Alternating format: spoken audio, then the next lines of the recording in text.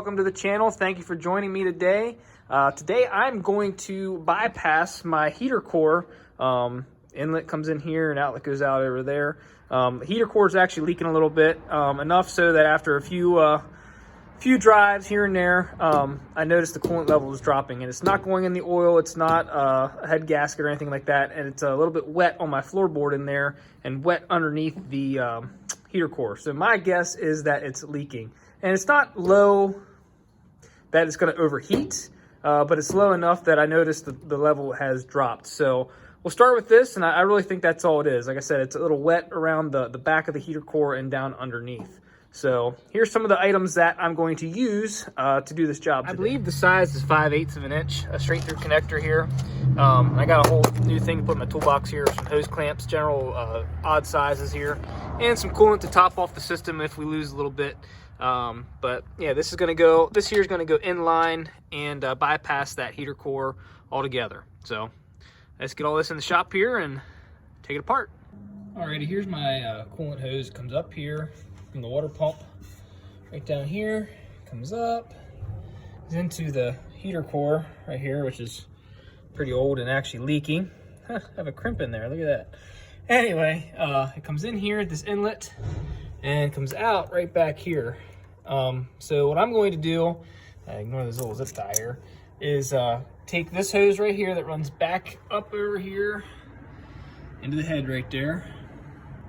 I'm actually going to take this hose, pull it off of this right here, and I got a straight through coupling, and we're going to put it onto this hose right here. So we're going to bypass these two inlet and outlet here, bypass this whole heater core here. Really don't use the heater in this thing. Yeah, I'm not sure. I think the roof was condensating. It got really cold last night. But anyway, let's get to it. Got a little pan underneath here. I'm not really sure how much is going to come out of here when I do this. I didn't drain the radiator. There's no petcock in the bottom to open it up, so we're going to see what happens here. So let's get her opened up here. I got my 3/8 inch nut driver. Let's see what happens here.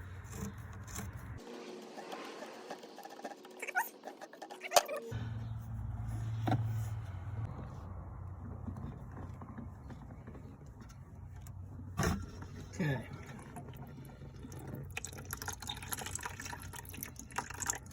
That's off the inlet side from the water pump. I must have actually smashed that down when I was trying to pull it off with my channel locks. Whoops. Oh well. Let's go ahead and put the barb on this end a while. Okay, starting to slow down. I was starting to fill that one up a little bit and put this little underneath here. Now I'm putting this guy in, this little end here. It's 5/8.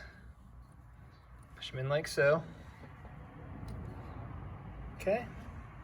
Slide this into place. This little barb guy. And we'll take this hose clamp, 5/16.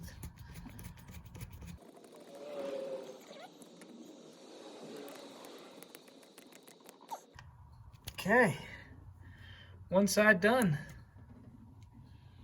Let's pull the other side off now. All right, now back here on this one, it's a vacuum line there and wired with a tape job that looks great on them. How to address that? Get this heater core out. I'll be able to address that a little better. Take this hose clamp loose with a 3/8. This is the other side of the heater core. Got my little dish down below there to try to catch anything that falls. Let's see if we can get him off of there. I can see what I'm doing here. Okay, trying to get this back here. Come down. Alrighty. Got it apart. Really didn't lose. I'd say I probably only lost like, oh my goodness, a pint. I mean, I wouldn't even say that much. It really wasn't that much coolant that I lost out of the heater core. But I got these two here ready to go. I got it stuck on here. I'm actually going to try to tighten this up and then remove the heater core itself. So I got a little more room in there to address those wires that are kind of taped up a little hokey and clean some things up a little bit.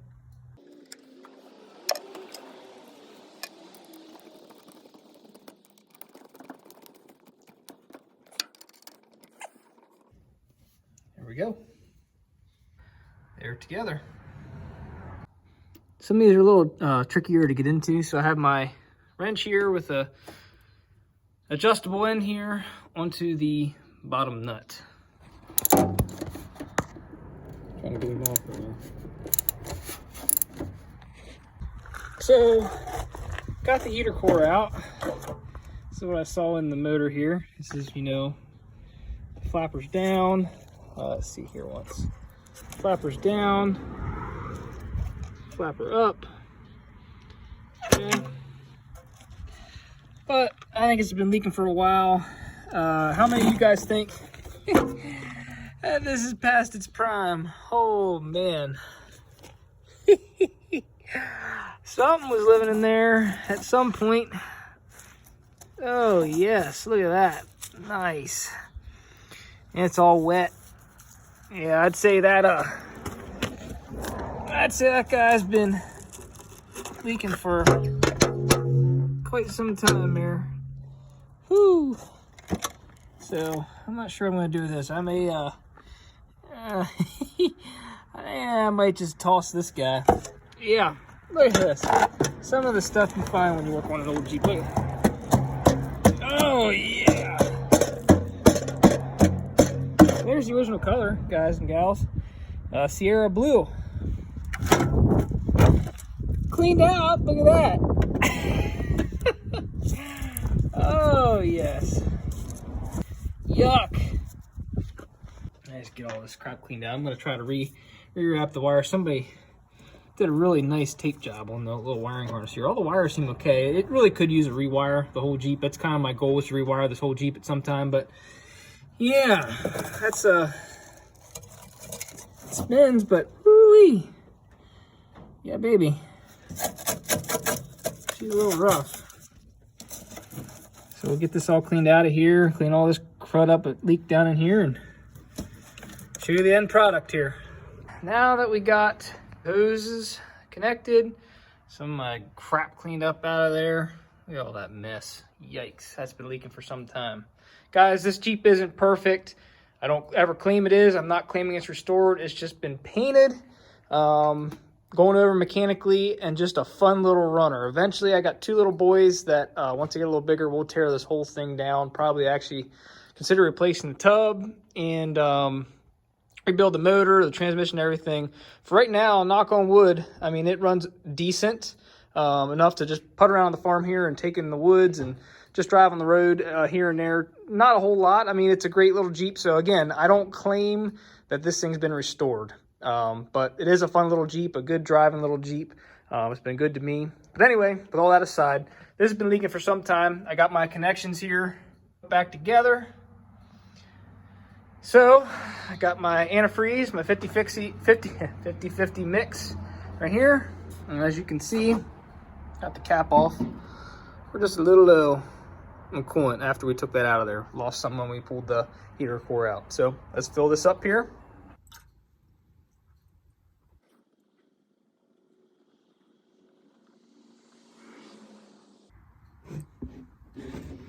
Okay, that's pretty full. Let's put the cap on, start her up, and see if we have any leaks. All right, everyone. These hoses are getting nice and warm, and they're getting nice and hot. So that tells me the coolant's passing through, no leaks. Awesome. There you have it. Inlet, splice, back into the head. Heater core, gone. Thank you guys very much for watching this video. I hope you enjoyed it. Stay tuned as I clean all this junk up here and just keep trying to make this Jeep a little bit better day by day. If you haven't yet done so, please consider subscribing, hit that like button, and leave a comment down below. Thank you very much. Have a great day.